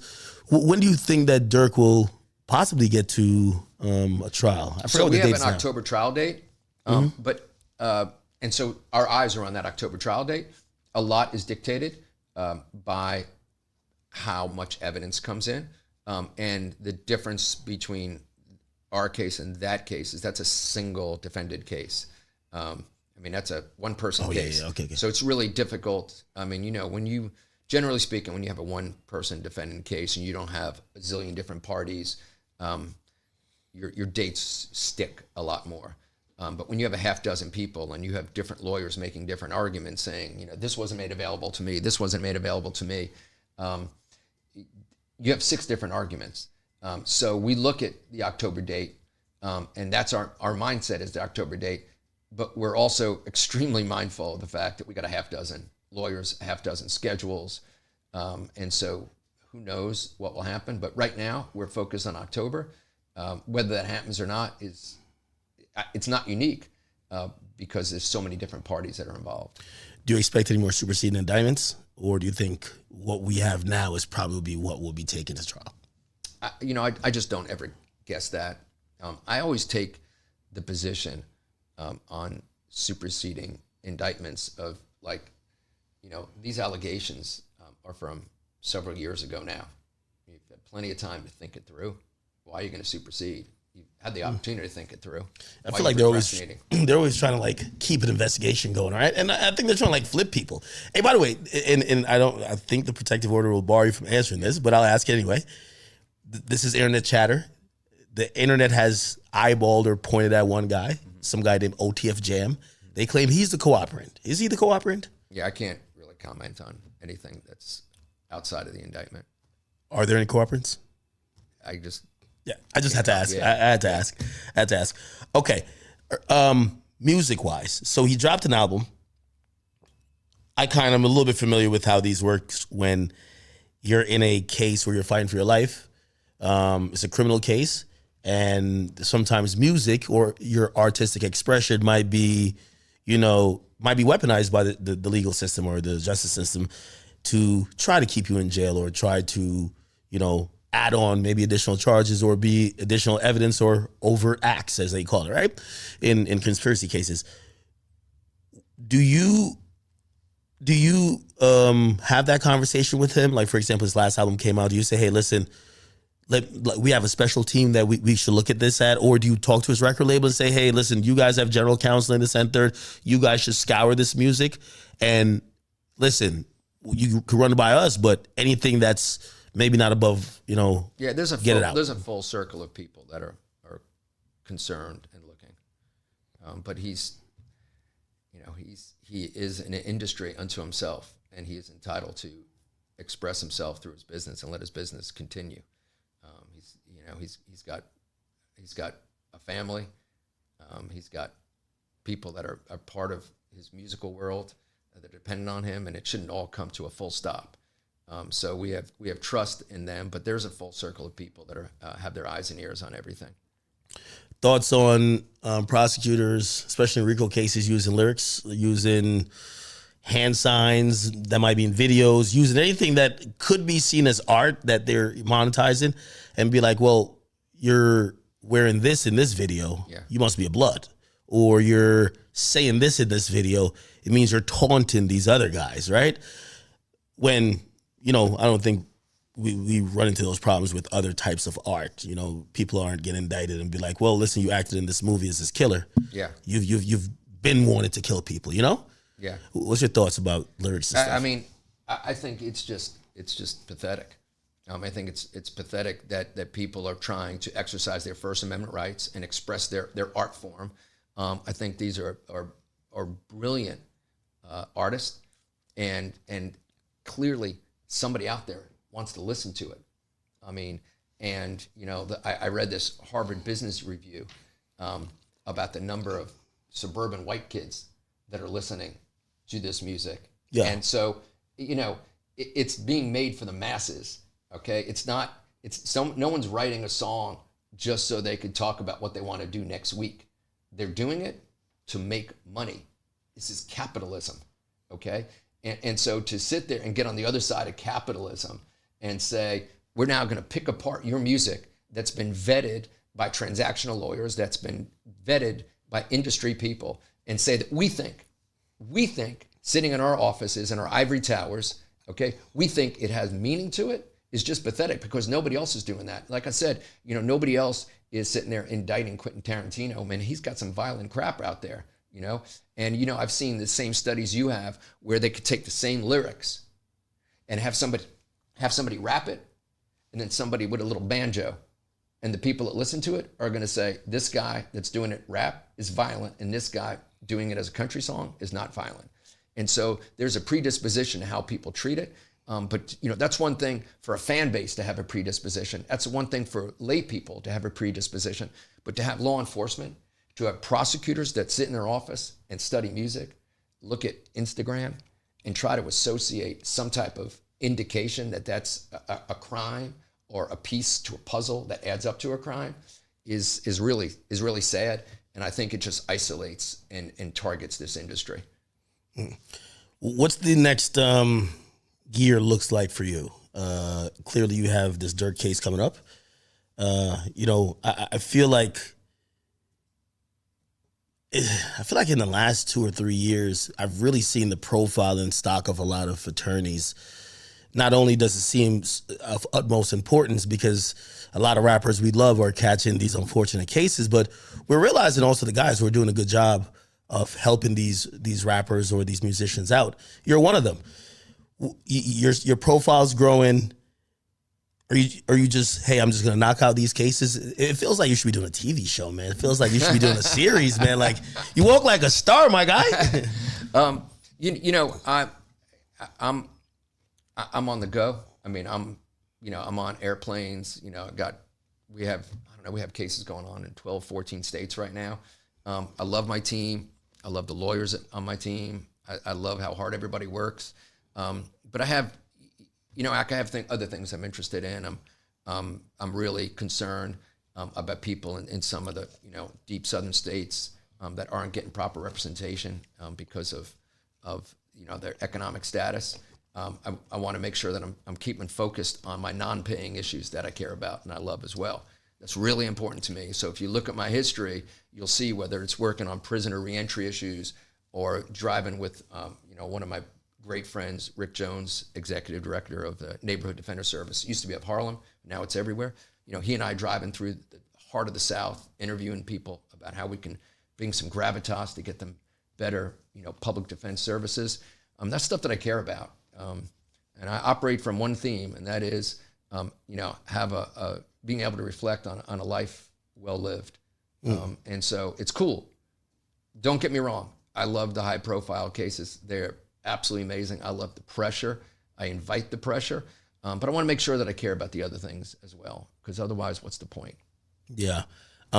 Two particular things I want to ask you about before you go.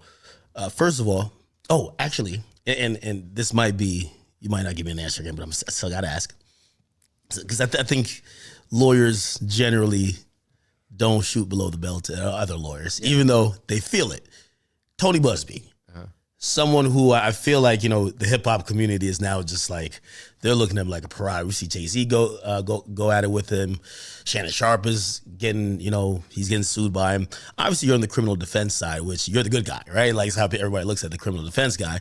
But the offensive litigator who's filing lawsuits against people don't really like that guy. Do you have any opinion on, even some of the things that he's being accused of, like, just hip hop wise? Some people feel like they feel like he's doing what the police do. They target black men and people of some financial, luxuries and suing them for all type of stuff. So, in an unethical way too, because they've suggested Rule 11 for him and a few other people a couple times. Yeah. So actually, I've been waiting for an hour and a half for you to ask me about my Rule 11 sanctions in my case for DaBaby. Remember, a year and a half ago, in one of the civil cases, Jonathan Kirk DaBaby said, "I'm not going to give this freaking guy $1." Yeah. And we tried the case and got a defense verdict. And it started out as a case against him and Universal by a plaintiff's lawyer. Was that the one where he slapped the dude? That's the case, the allegation of slapping the dude. And I said allegation. You see it on camera. The guy sued Universal for billions and sued John for $6 million. We got Universal out of the case because of the issue that became part of the Rule 11 sanctions, and then got a defense verdict. I mean, walked out of the courtroom. Great pictures of John with his turtleneck. I never wore a turtleneck, by the way, until John started wearing turtlenecks during that trial. I got to start wearing them. Yeah, when he came here and interviewed, he had a turtleneck. Yeah. Wait, explain. Okay, break this down. So, the Rule 11 sanction. Are you talking about the one that was caught up in the Diddy stuff? Universal got sued, but it was a different lawyer. It was actually. No. So our case was down in Miami, and the guy sued Universal and DaBaby, and made these wild allegations. We got Universal out of the case, and then we went to trial, got a defense verdict, and then we filed for Rule 11 sanctions. Oh, you guys did that? Yeah, we filed. Oh, I thought someone tried to hit you guys with it. I was like, no, okay. You kidding? We win. Okay.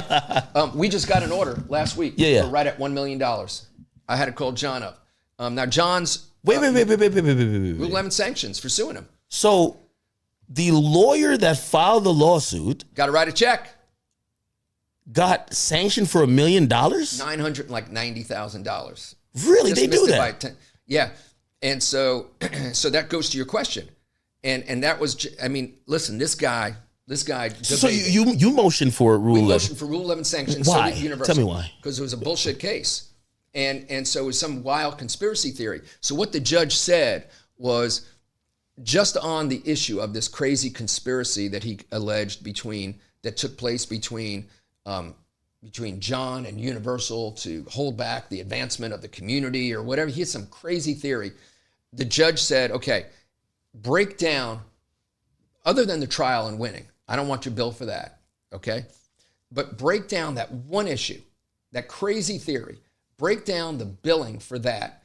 And so he gave Universal gets like $300 and some odd $1,000 from the lawyer, and John gets $630,000. They get like $350. He gets like $600. I had to call John Kirk DaBaby this week, and who's just got such a great person. Hey man, you just got an order. Judge says that lawyer owes you over $600,000. Oh shit. Yeah, and so it goes to what you're saying, and that is, and that's why when I did all those interviews afterwards, I said, look, I call him John, the baby. He deserves all the credit in the world because he was like, I am not going to give in. This case is ridiculous. We're trying this case. So next time you have him on, ask him about the trial because he was super engaged. I mean, focused. He was laser focused. In the depositions, he was spectacular. When he was on cross-examination, the plaintiff's lawyer, first question he asked John a question. John turned, and I think it was like 22 minutes and 40 seconds later, he was still talking to the jury. And so we just crushed him at the trial. Crushed him. We just crushed him. And then the judge, we filed for Rule 11 sanctions for everything. And the judge said, I'm going to grant it as to this one issue. And so Universal gets a few hundred. John's going to get a check. That lawyer's got to write the check. Is there a process they could like appeal it? Because that lawyer's not paying $1 million. Do you think so? He's trying to appeal it. But I don't. But if they don't pay, they can't practice, right? Something got to happen, right? It's unique, put it that way. Yeah. And I say all the time that John, I keep on saying John, the baby, he deserves credit from everybody in the music business for telling us. I mean, that was music to our ears when he's like, "No, we ain't settling this. Let's crank it up, man. We're going to trial." And that's any trial lawyers. That's music to your ears, particularly when you have a really smart guy like him that's really focused and excited about it. And so he deserves credit for putting his foot down and saying, why should I write a check? This case is just a bunch of bull.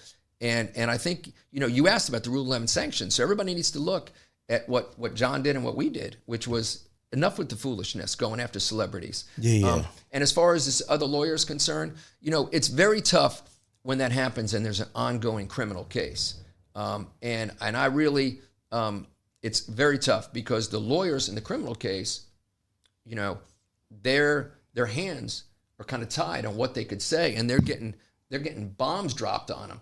But I think it's more than coincidental that none of those cases that lawyer filed have become part of the criminal case. It's a little bit interesting to me. Yeah, it lets me know that somebody's looked into them and said, It's a bunch of BS. Exactly. I think that they're playing the media game, even though I can't even understand why, because the guy's tied up in a criminal case. He's not going to pay out anyway, but they're playing the media game. But Diddy's entire team has to be focused on the criminal case because that's the most important thing right now. Yeah. Right?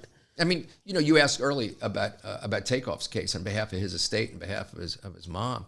We didn't name any individuals. That's not what you do. We don't care who was there that night. We're going after the corporations. And that's what really high-end plaintiffs' lawyers is a really big thing when you have these big-time civil lawyers. They really go after the corporate entities. And so you're really right. I mean, what is this guy going to do? He's getting ready to try this case that carries a gazillion years in jail. Like, he can really keep his eye on the ball of civil cases right now. Yeah. That's one of the main things I see people talk about with the civil cases. Criminal case-wise, right? How many cases is your attention pulled to deal with now? Yeah, so I try to I try to monitor what everybody in the office is working on. I have a partner, Marissa Goldberg, who's really on her own become a superstar lawyer. So she's getting superstar cases because she's a superstar lawyer. Every time I see you go on a case, I see her also she's motion appear. Huh? She's a superstar. Yeah, literally a superstar. Protege? It's your protege? What's that? That's your protege? 100%. Everybody is at the office, but she's remember together when she first came with me, we still have the biggest across the board RICO not guilty in the history of Georgia. We have a 28 count not guilty. It's the biggest RICO not guilty ever. Across the board public case, public corruption case, full sweep. No one's ever done it before. And that was the beginning of her career with me. Is that the one with the public school one or no? No, that was an elected officer. Okay. In one of our suburban counties. And so she's been with me. We both got NAACP awards for that case. And Legislative Black Caucus of Georgia honored me in that case. But she's been with me through that from the beginning. And so I kind of keep track of, we have cases together. She has her own cases because she's a superstar. And then these, 3 other lawyers, Alexis Levine, Zach Findling, Zach Keller here. 40% of our lawyers are named Zach. They each have their own cases. They're each doing their thing. So I monitor what they're doing. Marissa and I monitor what they're doing. And then we keep track of ourselves. And like I said, there's just so many slices of the pie that we can do. But when you come to the Office Act, you walk through, you'll see more energy than you could ever imagine. I mean, they love coming to work. Literally, they love coming to work. I definitely got to pull up. They want to touch on a few other things. Is that your notes? Yeah, they had a couple notes. Nice. You got notes with your picture on it? Oh yeah, we got little note cards and stuff. Man. Can I get some of those notes, somebody? Yeah, we do. Note card? Claudia, we got it somewhere. Cardi B, you repped Cardi B, didn't you? Yeah. What was that for the case where she was accused of the bottle thing? Well, with the bottle thing, then we had the mic thing, and it's all throwing things. Yeah. And we got the bottle thing here. Yeah, that case. How did that turn out? So they ordered 1,000 jurors, and then the Thursday before trial, they reduced it down to a misdemeanor, and she had to do like 6 sessions of community service. Are you like working magic there, or they just like change their mind because they see like yo, we're fighting a gladiator here. He's about to come out swinging. Let's just kind of. We were man. I had all my stuff at the hotel. I had like 4 weeks I had all my clothes lined up. I had so you were bunkering in. Oh, I was bunkering in, completely bunkering in. And then it all came together. And the funny thing about Cardi, love Cardi, just one of my favorite people in the world. She had me go do community service with her. I'm like, hell, I didn't enter the plea. What the hell? Why am I here? I did some. I actually would go with her. I would just sit there and watch her do community service. Yeah. Wait, why did she have you go with her? She just asked me to go one day. It was fine. I love her. She is. Cardi's good people. I like her. My gosh, you should. She's talking. She was at a vet center, a Veterans Affairs Center, and she loves talking history. And so she's just talking to these guys about history. And I'll never forget watching her. She was like painting or something, a wall, talking about the Ottoman Empire. And I'm like, here's Cardi B talking to this guy that like served in Vietnam or something about the Ottoman Empire. Holding her own, man. The guy didn't know what she was talking about, but. Nah, Cardi's good people. I speak to her all the time. Let me see what else. You beat a shipping fraud case. I heard there was a lot of money involved there, like $40 million or something like that? Ton of money. Big DOJ case, IRS. Give me the run through on that. What was that about? Case. So we got contacted by this really nice man during COVID, and he was charging this extremely, according to the Criminal Investigation Division of the IRS, it's this what's called duty drawback. It's the most complicated thing the IRS does. So essentially, when something comes into the United States, let's say a shipment of oil comes in and a company pays $10 million in duty, what we're hearing right now, right? We pay duty on it, tariffs on it. If you make another product and then sell it, you can get 99% of your money back. Well, like anything else, it invites so much money, there's an invitation of fraud. And the government alleged that this consulting company was making arrangements when stuff would come in. They were faking stuff going out so that they can get like 30% or whatever the interest of things going out. Oh, wow. They said it wasn't really like, and you could take petroleum and make plastic bottles out of it and sell it to, Korea. But they were saying that really wasn't taking place. It was a fraud scheme. And this gentleman hired us from this company. He had just been a salesman recruited by this to become part of this company. And his whole thing was, look, this may have taken place, but I didn't know anything about it. Like I legitimately felt like I was really rightfully and legally in this business. And we holed up for a month in an Airbnb in San Francisco. Marissa and then Alexis in my office. And like an hour and a half, 2 hours after a month, full sweep, not guilty. Which, as you know, in a federal case, when you have the full force of the Department of Justice, when you have the IRS, when you have Homeland Security, just endless resources going against you. And look, these other women and men on the other side, I mean, they fought it. They fought hard. I can't take anything away from them, man. They were really hard workers. Everybody was exhausted afterwards, but we came with a full sweep, not guilty. It was a big win. And in the white collar world, which is important to us, like anything else, man, that word spread like poison ivy. Everybody started calling us after that. Yeah, I see why you're getting paid that $3 million in a month, man. You deserve every damn penny. Oh, look, I got notes. Yeah, did you write any notes? No, I was going to say, Hey, I'll tell you this. I was so excited for this interview. I had these notes already written. I asked you every single thing on the notepad. You brought up Shaq. You brought up Gucci. Yeah, pretty much everything. But listen, I'm so busy that I don't really have the time to pay attention to too much things. And I told you when I first, and I want to say this. So my office was like, hey, you need to spend some time. I think it's so important that you are breaking down these cases for people. Like you're servicing the community, because by educating people, they need to know the way the system works. And so I'm watching you, and I told you, I'm telling the office, I'm like, listen to this. I go to federal court and I hear lawyers trying to make their way from state court to federal court that are really struggling to understand. And you're doing it, and you're doing a great job. I listen to you talk about Rule 35, but it's really important that people understand, particularly the federal system, because as you and I talked about before we went on the air, there's no TV. Yeah. So there's a mystery, and there's a mystery to the federal system, and the federal system is incredibly complex. You've witnessed it. It is high level. And the fact that you're going on Pacer and you're reading these things and then explaining them to people is really important, because we need to take the mystery out of it. Everybody needs to understand. They don't get to see it on TV. Yeah. And so it's an important service. So I appreciate that. I really do, because I'm a big believer in this system and fighting these cases. So every little bit helps. So you're a big part, and I appreciate it.